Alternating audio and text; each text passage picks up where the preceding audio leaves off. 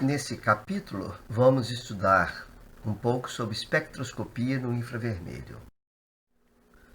Antes de iniciarmos nossa aula, gostaria de esclarecer que algumas imagens, figuras e tabelas constantes nos slides foram retiradas das referências que estão citadas em cada um deles e esclarecemos que este material é de uso restrito para o estudo, sendo proibida sua comercialização, reprodução ou divulgação para qualquer outro fim.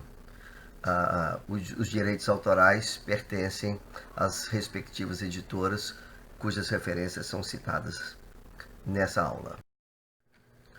Algumas referências bibliográficas que vocês podem consultar, que vocês devem estudar, são aqui sugeridas. O nosso livro-texto é o Solomos. O conteúdo dessa aula vocês vão encontrar no capítulo 2 da 12ª edição, nas páginas 86 e 97, mas os demais capítulos desses 2 volumes, eles também contêm exercícios sobre espectroscopia no infravermelho, que ao longo da disciplina vocês devem resolver para ir praticando. Como bibliografia complementar, listo aqui apenas 5, destaco a primeira, que é o livro Espectroscopia no Infravermelho, na caracterização de compostos orgânicos, de minha própria autoria. Esse livro contém 6 capítulos. Vocês vão encontrar aqui detalhes sobre o preparo de amostra, sobre parte experimental, elucidação estrutural, interpretação de espectros no infravermelho. Existe um capítulo completo com exercícios e um capítulo de respostas. Tá? Quem quiser aprofundar sobre o assunto, procure essa referência. Algumas tabelas desse livro são apresentadas nessa aula. Gostaria só de concluir dizendo que vocês podem estudar o conteúdo desse tópico em qualquer outro livro, além dos citados acima. Essas referências sugeridas, elas têm como objetivo apenas de orientá-los para que saibam exatamente o conteúdo que será abordado em sala de aula. Finalmente, antes de prosseguirmos, é importantíssimo chamar a atenção de que não basta ouvir esse vídeo 1, 2 ou 3 vezes. É importantíssimo que vocês estudem o conteúdo ou no livro-texto ou em qualquer outra dessas referências citadas, que resolvam exercícios, que pratiquem. Sem esse tipo de estudo, a aprendizagem fica prejudicada. Resolvendo exercícios, vocês vão adquirir habilidade e conhecimento sobre o conteúdo. Bom, começando então, a espectroscopia no infravermelho é uma técnica simples e rápida, e ela é extremamente importante para a identificação da presença de grupos funcionais em compostos orgânicos. Como outras técnicas espectroscópicas, todo o processo depende da interação do composto com uma radiação eletromagnética, nesse caso, num comprimento de onda específico. No caso da radiação no infravermelho, tá? O comprimento de ondas, nós sempre não vamos nos referir a ele em termos do número de ondas, varia entre 14.290 a 200 centímetros a menos 1. Observe que essa unidade aqui é centímetro a menos 1. É 1 dividido por centímetro, porque número de onda é o inverso do comprimento de onda. No caso do infravermelho, é comum desse jeito. Eu gostaria de começar recordando com vocês algo sobre o espectro eletromagnético. O espectro eletromagnético é contínuo, dividido em várias faixas: raios gama, raio-x, ultravioleta no vácuo, ultravioleta próximo, a região visível, que vai de aproximadamente 400 a 800 nanômetros, a região do infravermelho próximo, infravermelho médio, ondas de rádio. Aqui nós temos uma figura ilustrando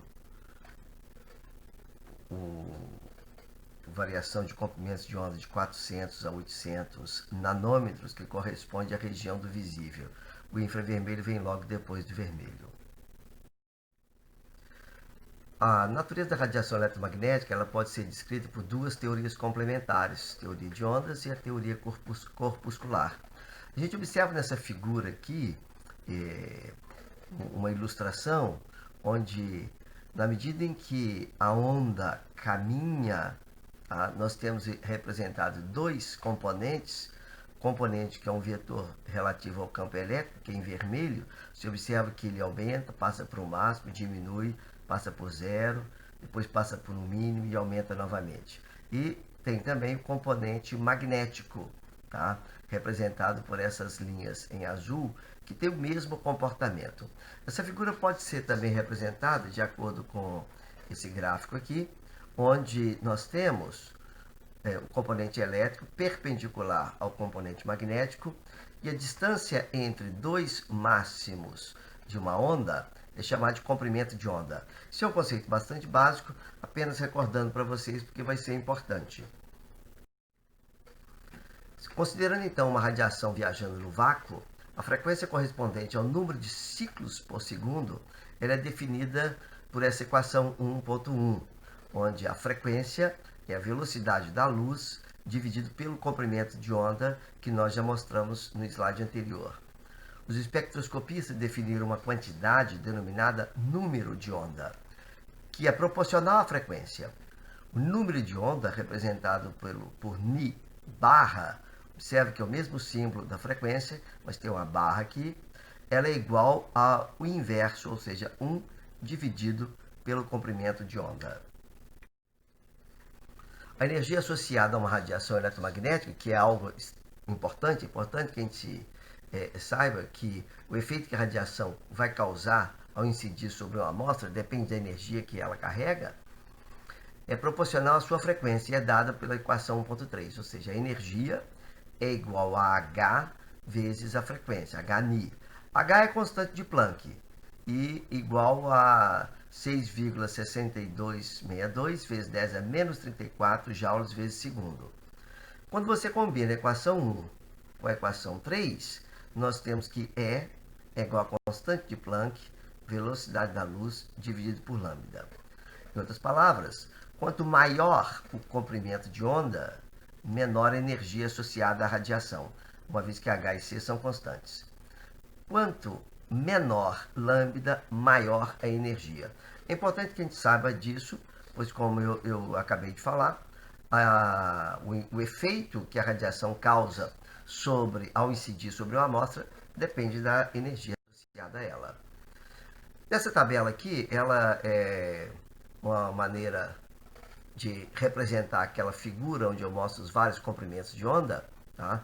Nós mostramos aqui o nome da região e os limites aproximados de lambda. Em unidades de metro, por exemplo, raio-x tem um comprimento de onda de 10 a menos 12 a 10 a menos 8 metros, muito baixo.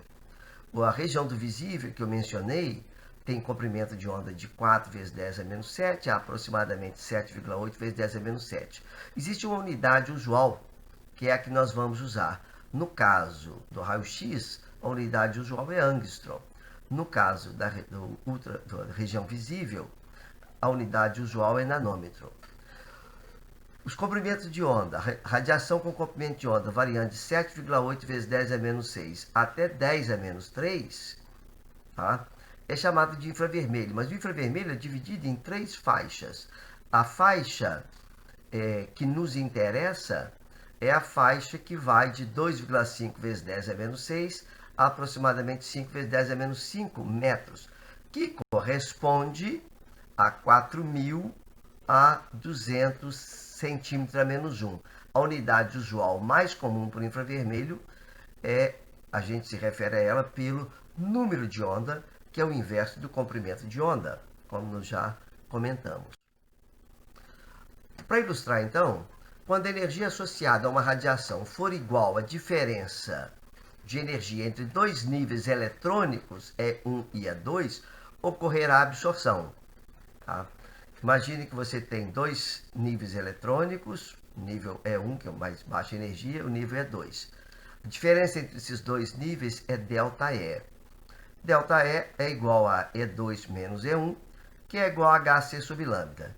Então, para radiação cujo comprimento de onda está associada a ele uma diferença de energia que corresponde a essa diferença, o sistema então sofre uma transição eletrônica e ocorre uma absorção. Tipicamente, representando aqui na faixa de 200 a 400 nanômetros, tá? Quando você tem a radiação, na medida que ela vai incidindo sobre a molécula, tá? Quando chega no comprimento de onda com essa diferença de energia, você tem o máximo de absorção. É isso assim que a gente deve ter visto, vocês ainda vão estudar, espectroscopia na região do ultravioleta visível, uma banda típica nessa região. O motivo pelo qual ela é larga demanda um pouquinho mais de explicação, mas não é o caso aqui agora. Tá? No caso da espectroscopia no infravermelho, tá? O que ocorre são vibrações moleculares. A radiação infravermelha causa alteração nos modos rotacionais e vibracionais das moléculas. Tá? Quando a radiação no infravermelho, com número de ondas de em torno de 10.000 a mais ou menos 100 centímetros a menos 1, ela é transformada ao ser incidida sobre a amostra em energia vibracional. Abaixo de 100 centímetros a menos 1, ela é convertida em energia rotacional molecular. Essa parte agora não nos interessa. O que nos interessa é quando a energia é transformada em energia vibracional. A radiação, então, ela incide sobre uma amostra e, dependendo do comprimento de onda e da natureza da amostra, parte dessa radiação é absorvida, parte é transmitida ou refletida, dependendo de como o processo é realizado. Tá? Nesse processo de absorção da radiação na faixa do infravermelho, ao absorver parte dessa radiação, os átomos que constituem essa molécula passam a vibrar com uma frequência maior. Esse processo é quantizado e essa energia absorvida, tá? Como eu disse, parte é absorvida, parte é transmitida. Isso tudo depois de devidamente registrado detectado, né? A parte transmitida sendo detectada, o processo é registrado na forma de um gráfico que indica quanto que da radiação é absorvida para cada ou transmitida para cada comprimento de onda.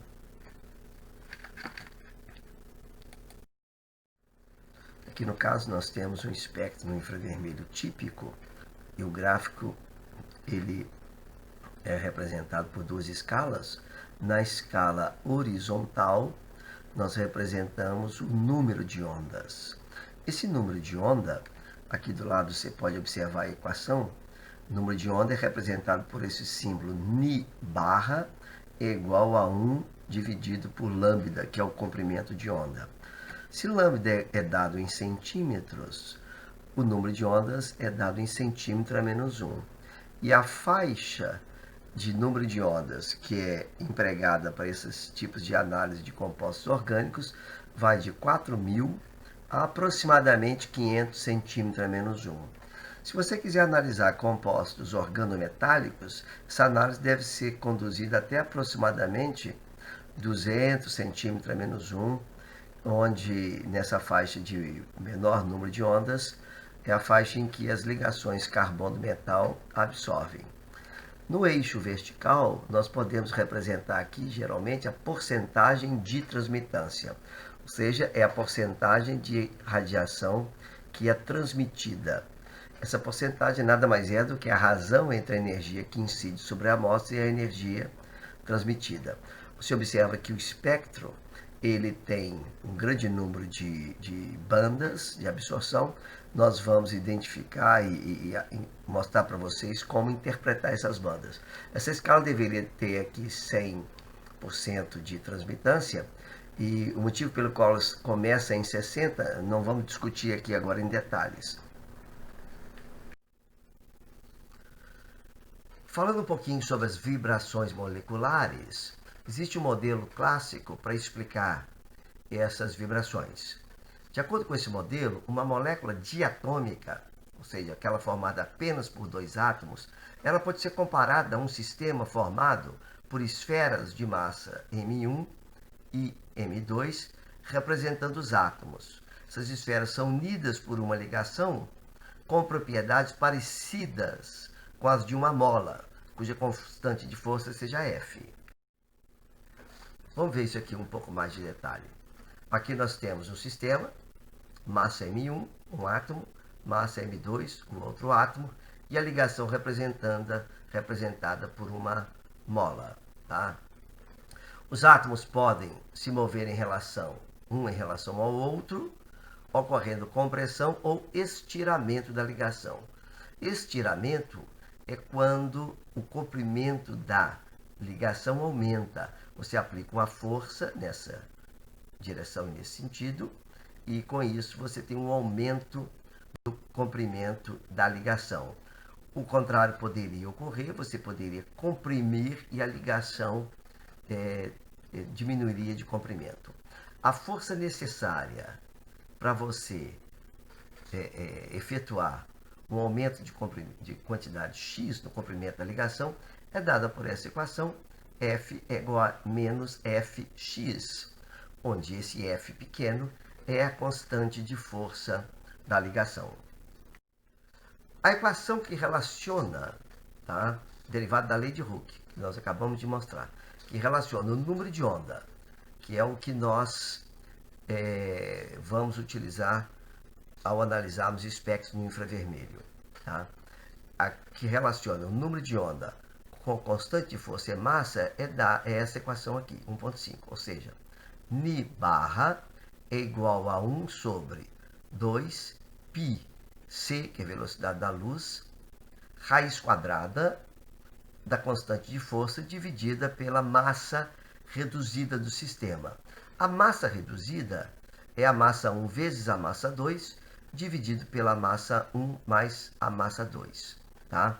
Onde Ni barra é o número de onda, c é a velocidade da luz, dada em centímetro por segundo, F é a constante de força da ligação, dada em Dina por centímetro menos 1, e as massas M1 e M2 são as massas dos átomos dadas em grama. Tá? Essa equação nos permite calcular o valor aproximado do número de onda de absorção de determinada ligação. Ninguém tem que decorar essa equação, por favor. O importante aqui é lembrar e observar o seguinte, que na medida em que Ni barra está associada à constante de força, tá, ao raiz quadrado dela, quando a constante de força aumenta, a frequência de vibração, o número de onda, tá, de absorção vai aumentar. E quando essa massa reduzida aumenta, o número de onda ou frequência diminui. Vamos ilustrar isso aqui. Eu repito a equação aqui apenas para que vocês possam observar. Tá? Qual que é o efeito da constante de força nos vários casos?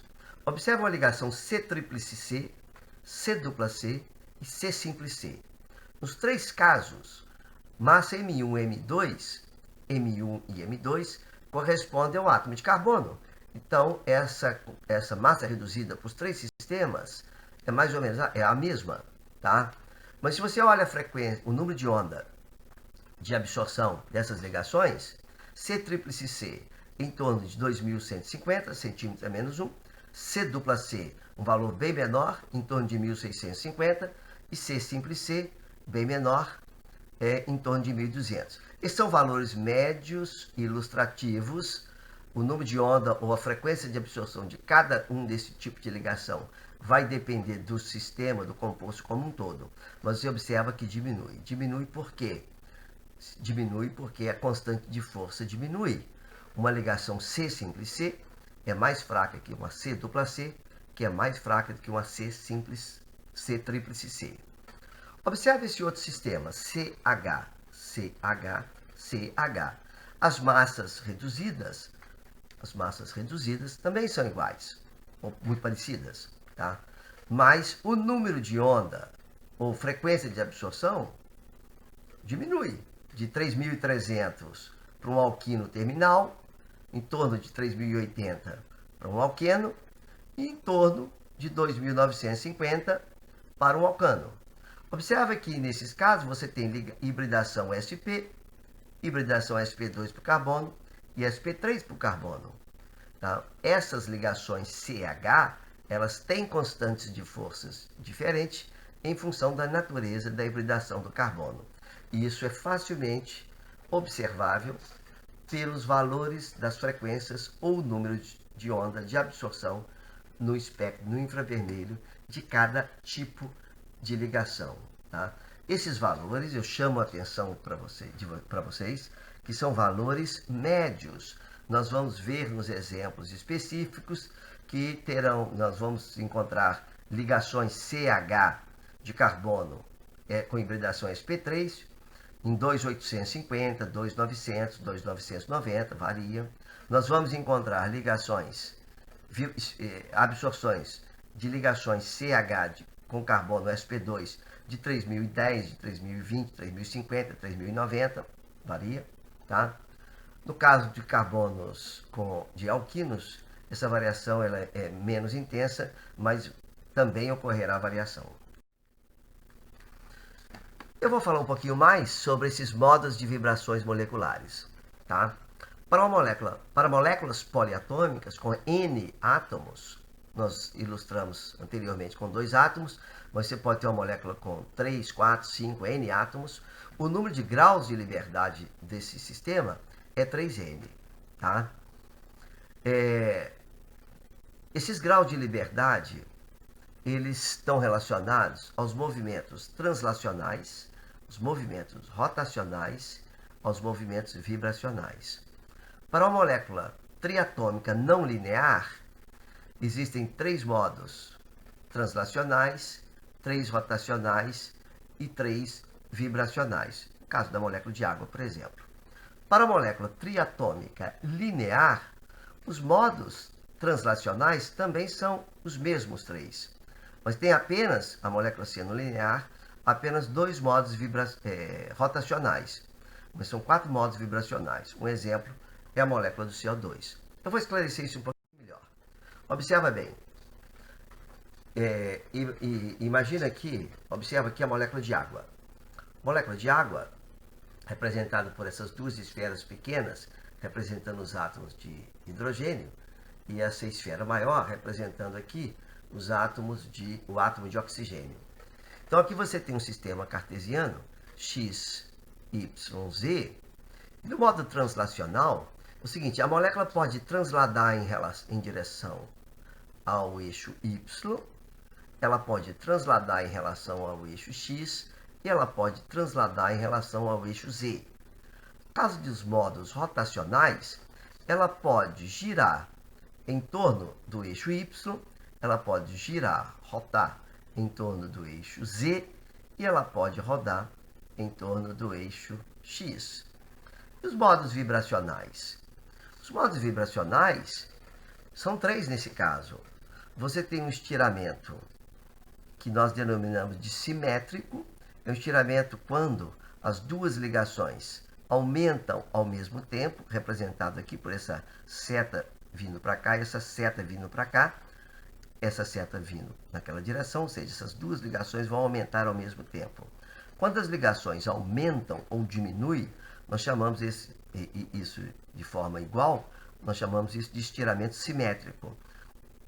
Isso vai acontecer, esse estiramento simétrico, no número de onda 3.652 centímetros a menos 1 para a molécula de água.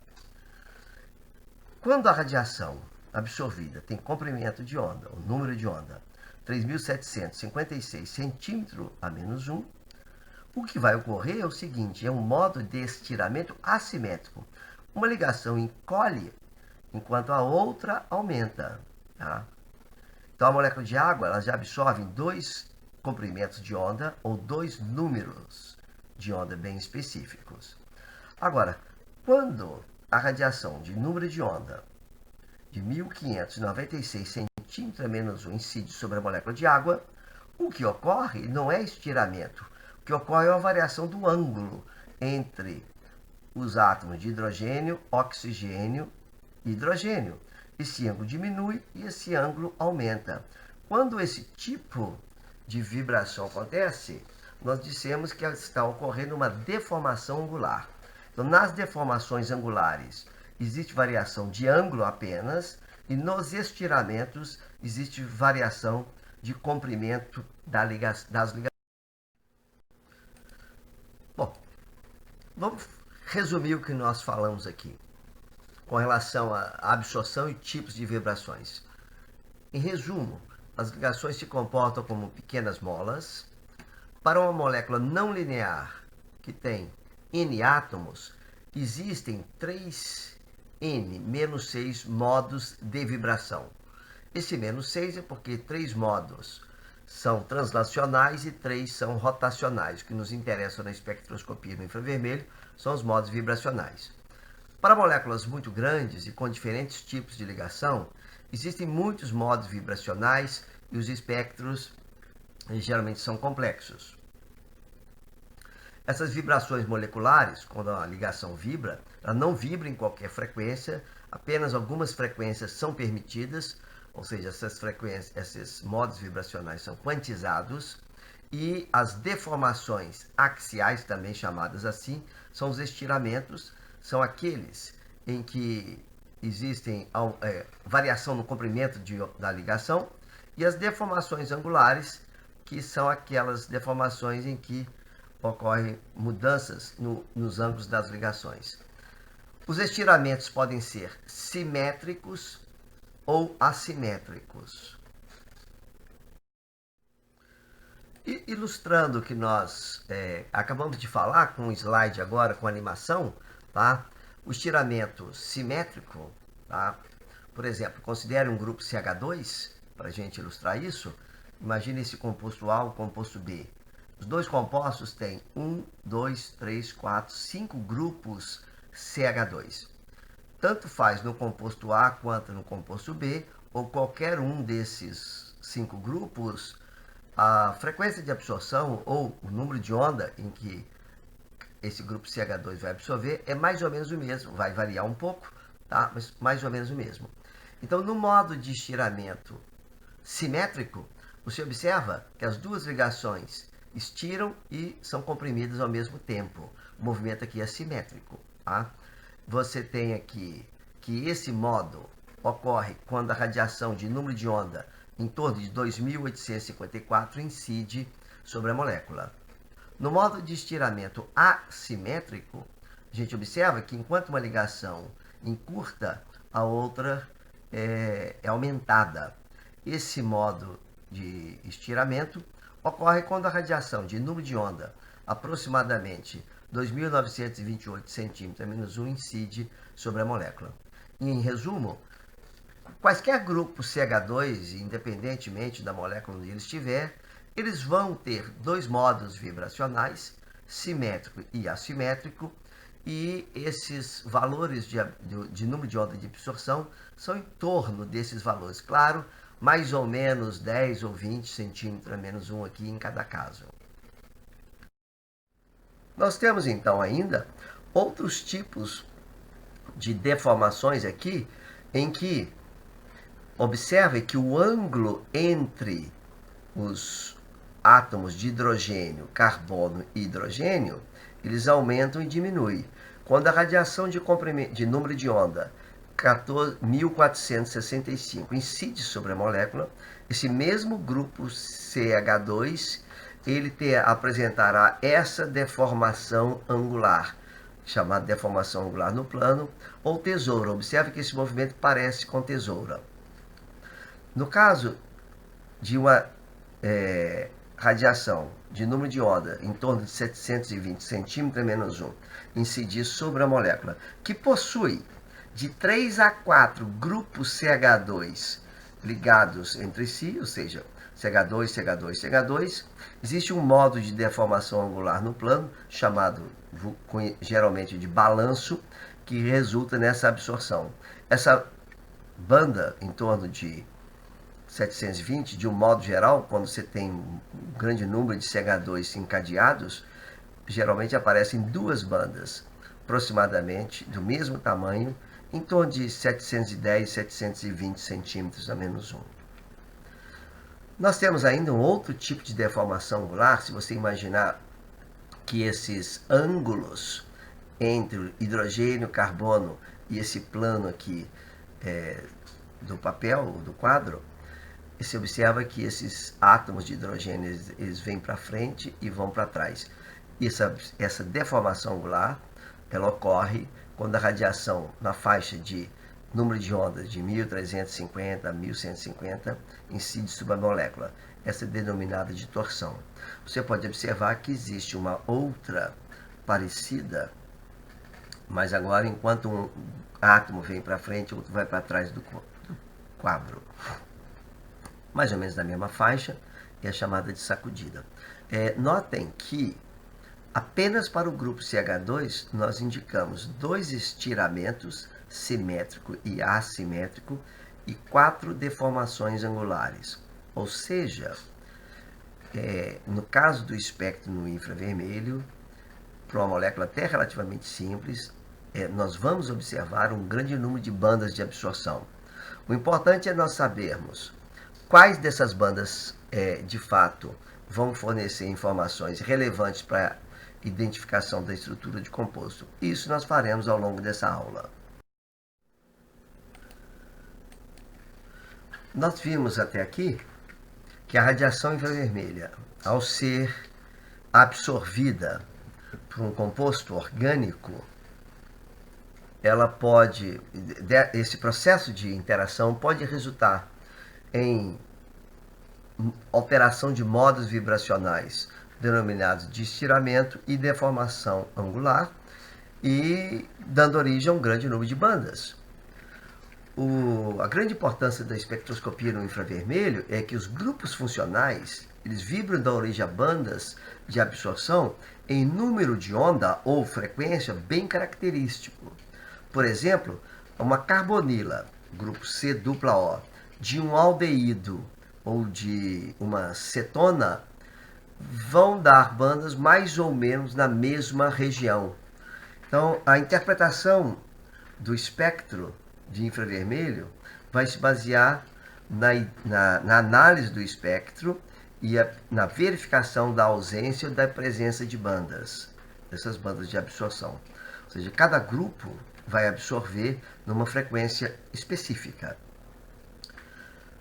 Como aprender a conhecer, reconhecer alguma das bandas de absorção mais importantes e relevantes é o objetivo desta aula. Existem muitos quadros de correlação, muitas tabelas de correlação, e nós vamos agora indicar para vocês como que nós iniciamos a análise de um espectro no infravermelho. Sobre a intensidade das bandas, é extremamente importante mencionar que a intensidade depende, um dos principais fatores é a variação do momento de dipolo da ligação.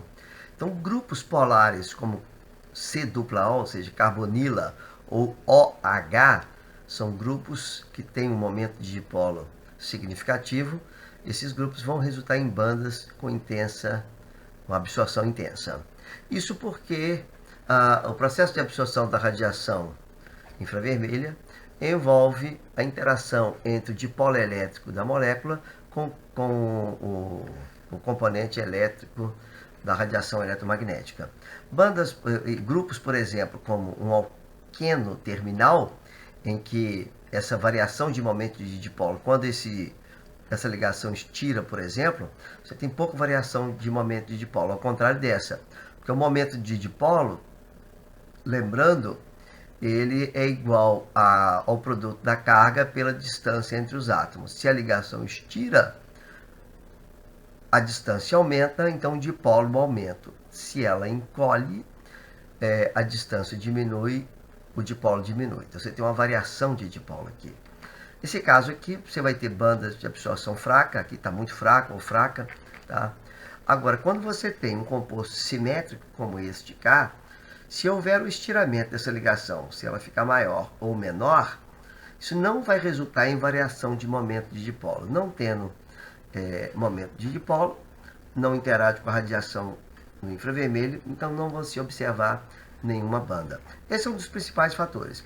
É claro que o número de grupos que absorve também é importante. Por exemplo, se você tiver um grupo CH2, você vai observar uma banda com a intensidade X.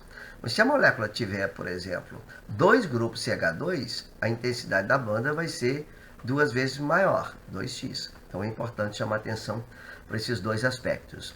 Tá? Resumindo, grupos polares vão sempre resultar em bandas de absorção mais intensas.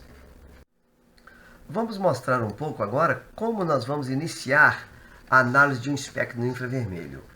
Em primeiro lugar, costumo dizer, não precisa ficar desesperado quando vê um espectro. É ter calma e ter e fazer a análise de uma forma bem metódica. E para isso, nós dividimos o espectro para fins de análise em 3 regiões. Região 1, que vai de 4.000 a aproximadamente 1.300 centímetros a menos 1, é uma região que nós denominamos de região de grupos funcionais. A maior parte dos grupos funcionais, como carbonila, hidroxila, amina, nitrila e etc., vão resultar em bandas nessa região. De modo geral, é uma região que tem poucas bandas, menos bandas do que a região 2, por exemplo, e grande parte dos grupos funcionais apresentam bandas nessa faixa. A região 2, que vai de aproximadamente 1.300 a 900 centímetros a menos 1, observe que essa faixa aqui é uma separação arbitrária, não existe um limite 1.300 para lá e 1.300 para cá, tá? Essa região é chamada de região de impressão digital. Nós podemos ter, por exemplo, 2 compostos diferentes, como um álcool com 3 átomos de carbono e um álcool com 2 átomos de carbono. São compostos diferentes. Se analisarmos, se observarmos o espectro na região 1, tá? Esses espectros serão praticamente iguais, mas a região 2, esses espectros terão quantidade de bandas, intensidade das bandas, etc., diferentes. É por isso que ela é chamada de região de impressão digital. Você pode ter compostos muito parecidos, em que o espectro na faixa 1 é praticamente idêntico, mas haverá, com certeza, alguma diferença na região 2. Tá? Região 2 é como se fosse a nossa impressão digital, por exemplo. Cada pessoa tem um, cada composto vai ter uma. A região 3 é a região que costuma ter algumas bandas fortes, no caso de compostos aromáticos, heteroaromáticos e alquenos. Nesses casos, a posição da banda, a intensidade delas, nos permite, inclusive, ter uma ideia, fazer uma proposta do padrão de substituição dos anéis benzênicos, por exemplo, e do alqueno, se ele é cis ou trans, por exemplo. Vamos ilustrar isso que eu acabei de falar sobre as 3 regiões, de 4.000 a 1.300, de 1.300 a 900, impressão digital, de 900, lá estava 500, aqui está 400 centímetros a menos 1. Observe que esse limite inferior, de um modo geral, vai variar em função do analista, em função do seu interesse, em função das condições experimentais, que a gente não vai discutir muito, tá certo? Observe, no caso do espectro da N-etilanilina, a região 1, aqui marcada em amarelo, ela apresenta não tantas bandas assim, apresenta uma banda aqui aguda de intensidade média em 3.403, que corresponde ao estiramento da ligação NH. Apresenta um conjunto de bandas em torno de 2.850 a 3.100, que são todas relacionadas aos estiramentos das ligações CH dos grupos alifáticos e CH desse anel aromático. Aqui eu gostaria de chamar a atenção do número 3.000. 3.000, grave este número, as ligações CH, quando o carbono é sp3, elas vão absorver abaixo de 3.000 até em torno de 2.850. E as ligações CH de compostos aromáticos e alqueno vão absorver acima de 3.000 até mais ou menos 3.100. É um dado importante. Essas bandas aqui, olha, 1.606, 1.510, tem uma outrazinha aqui. Essas bandas são bandas de estiramento da ligação C dupla C do anel benzênico. A região 2 é a impressão digital. Você vê que na região bem estreita você tem 1, 2, 3, 4, 5, 6, 7, 8, 9, 10 bandas. Você consegue identificar 10 bandas aqui. E a região 3 é a que nós falamos, é aquela que no caso de compostos aromáticos, que é o caso desse composto aqui, costuma apresentar algumas bandas intensas e agudas. Observe o formato da banda, uma banda estreita. Tá?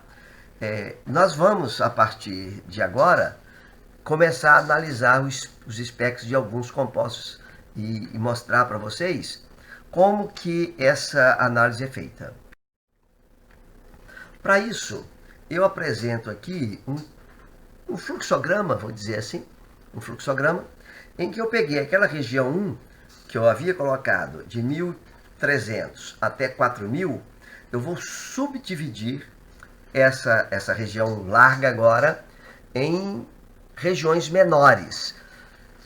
Pegando, por exemplo, uma faixa bem mais estreita, de aproximadamente 3.200 a 3.600 ou 3.700. Lembrem sempre, essas faixas aqui, elas não são valores rígidos, não representam valores rígidos, são valores aproximados, tá? Então, no caso da interpretação de um espectro no infravermelho, a análise envolve, é importante que a gente identifique se uma determinada banda está presente ou não. Ou seja, a ausência de banda também é importante. Digamos que você observe o espectro na faixa de 3.200 a 3.600 e observa lá que tem uma determinada banda naquela região, uma banda larga, por exemplo. Se existir uma banda larga nessa região, tá, significa que deve haver um grupo OH no composto, um ou mais de um, e um ou mais de um grupos NH ou NH2. Essas ligações OH e NH, elas absorvem nessa faixa de número de onda. Digamos que, quais são os grupos funcionais que apresentam essas unidades OH e NH? Álcool, fenol, amida e amina, por exemplo. Se você tiver um álcool, por exemplo, o álcool tem a ligação OH, mas necessariamente tem uma ligação CO. Então, ao observar uma banda na faixa de 3.200 a 3.600, você procura por uma banda na faixa de 1.020 a 1.200. Porque se for álcool, essa banda tem que estar presente. Porque se for álcool, existe a ligação CO. Tá? É claro que um fenol também tem uma ligação CO. Mas a faixa com que a ligação CO do fenol absorve é um pouco mais alta, de 1.200 a 1.250. Você pode me dizer, mas aqui está sobrepondo. Tá sobrepondo. Aqui pode ser até um pouquinho abaixo de 1.200. Como que eu vou saber se eu tenho um fenol ou se eu tenho um álcool? Muitas vezes você pode ter dúvida. Tá? E é claro que a interpretação, essa é apenas uma interpretação inicial e a gente tem que analisar com mais detalhe. Digamos que você tenha uma amida. Uma amida vai ter uma ligação NH se ela não tiver substituintes no nitrogênio. Mas se tivermos uma amida, o grupo amida tem uma carbonila. Então você deve observar na região de 1.680 a 1.630 uma banda intensa também, que é correspondente à carbonila da amida, associada, pode ser que apareçam juntas ou apareçam separadas, uma banda de deformação angular do grupo NH. Ainda, se você tiver uma banda nessa região, esse composto pode, de fato, o espectro de origem ao composto pode, de fato, ser uma amina. E no caso de amina, você também vai ter a deformação angular do grupo NH, se for uma amina primária ou secundária, tá? Baixando um pouquinho aqui, olha, de 3.300 a 2.800, aqui você observa que tem uma faixa de sobreposição, tá? Nessa faixa de 2.800 a 3.300, nós vamos observar os modos vibracionais de estiramento da ligação CH. No caso de alcano, esses estiramentos vão ocorrer de aproximadamente 2.850 a 3.000. Lembra que eu falei de 3.000? Repito aqui, tá? Se for um alcano, você vai ter CH2, CH3 e CH. Nós teremos as absorções, as deformações angulares de grupos CH2 e CH3 nessa faixa de 1.450 a 1.375. Tá? Se for um alqueno ou um composto aromático, na realidade, a absorção vai ser numa faixa de 3.000 a aproximadamente 3.100.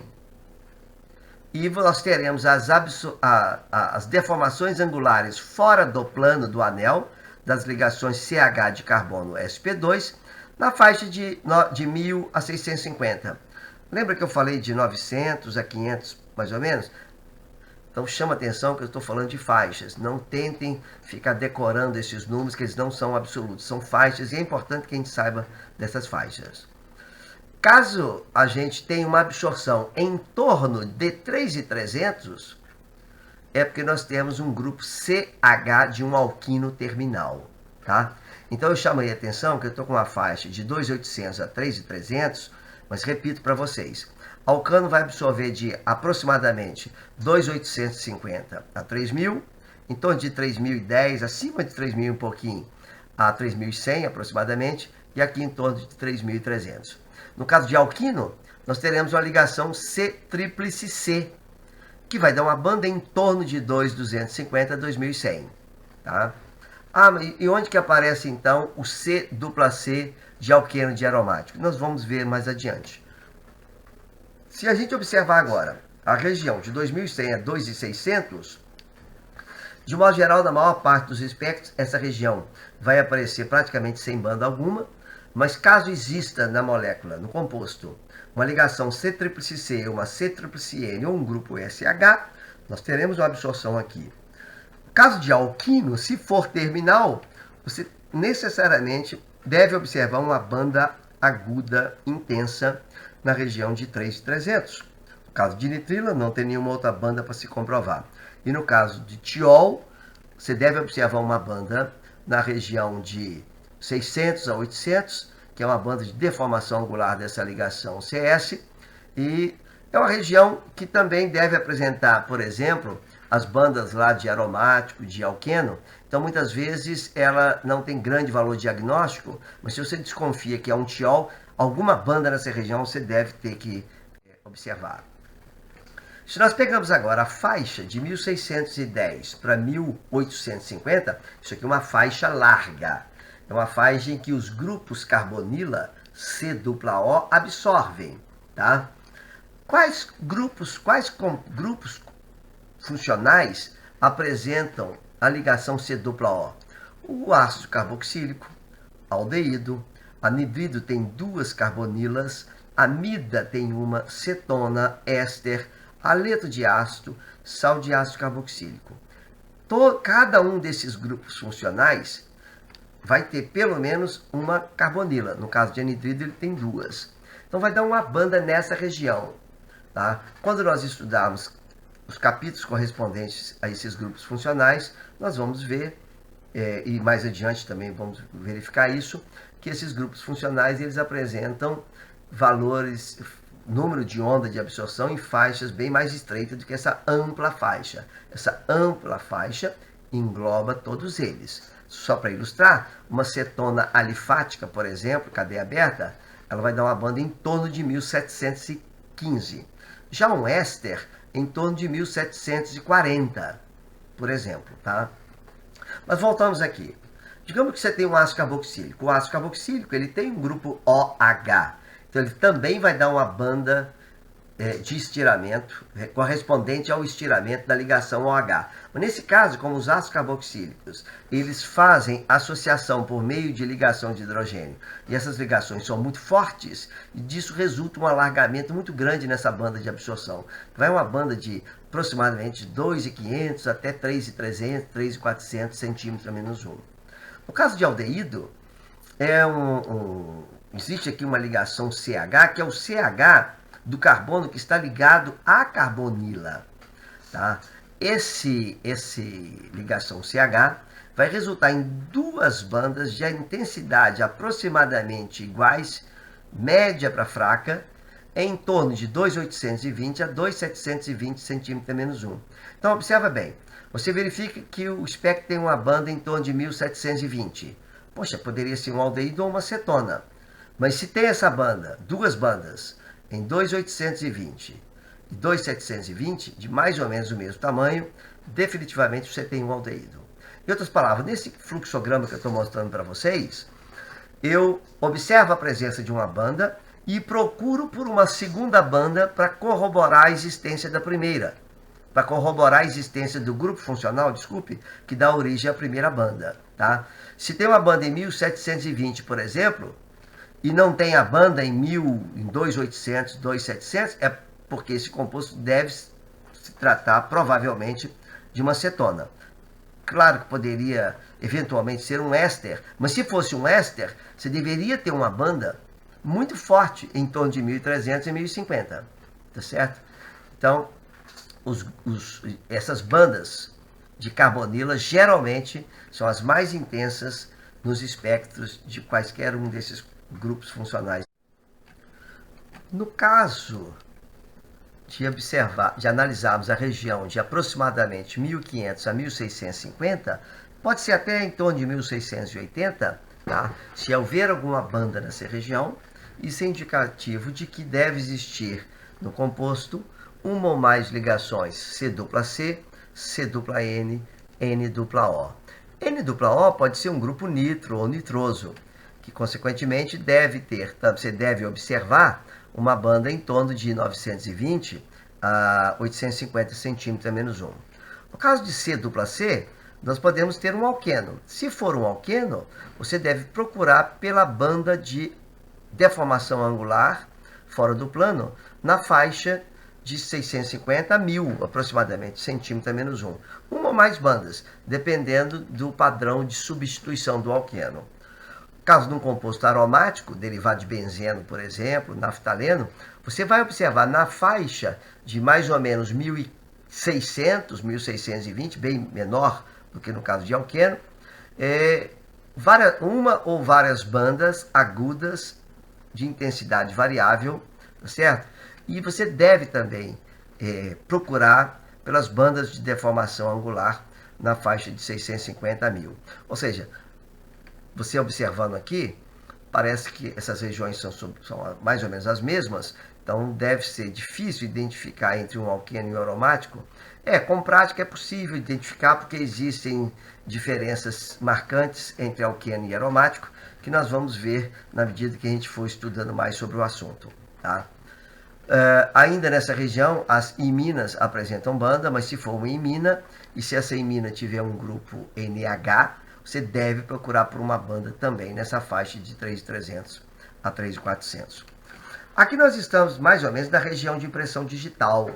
Tá? E os grupos funcionais que absorvem nessa região, por exemplo, são os éteres e os grupos funcionais que têm ligação S-O, como sulfona e sulfóxido. Tá?